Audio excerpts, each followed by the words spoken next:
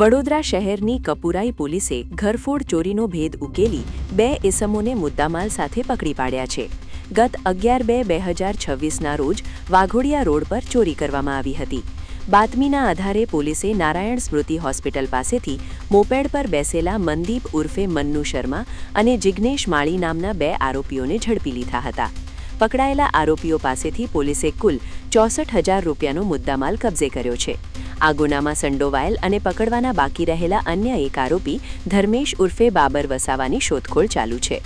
બીજા કિસ્સામાં માંજલપુર પોલીસે 18 મહિના માટે તડીપાર કરાયેલા રીઢા ગુનેગાર રાજ ગણેશ વારકેને અલવાનાંકા કોતર તલાવડી બગીચા પાસેથી ઝડપી પાડ્યો છે. આ આરોપીને 28/8/2025ના રોજ મદદનીશ પોલીસ કમિશનરના હુકમથી તડીપાર કરાયો હોવા છતાં તેણે ગેરકાયદેસર રીતે શહેરમાં પ્રવેશ કર્યો હતો.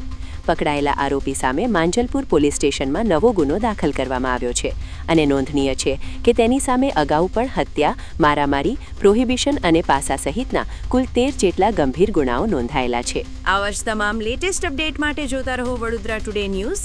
નવું વર્ષ એટલે કે વિક્રમ સંવત 2082ના શરૂઆતથી વડોદરા ટુડે ન્યૂઝ ચેનલના ગુજરાત રાજ્યના તમામ શહેરના, તાલુકા, જિલ્લાના દર્શક મિત્રોને ખાસ વિનંતી કે અમારા વડોદરા ટુડે ન્યૂઝના તમામ સમાચાર જોવા માટે હવે અમારા ફેસબુક, યુટ્યુબ, ઇન્સ્ટાગ્રામના પેજને લાઇક કરો, શેર કરો, સબસ્ક્રાઇબ કરો અને કોઈપણ સમાચાર અને જાહેરાત અને તમારા વિસ્તારમાં કોઈપણ જાતની ગેરકાયદેસર પ્રવૃત્તિઓ ચાલતી હોય અને ભ્રષ્ટાચારની પોલ ખોલવી હોય તો અમારા વોટ્સએપ નંબર 9687328624 અથવા તો 9687906224 પર સંપર્ક કરવા વિનંતી.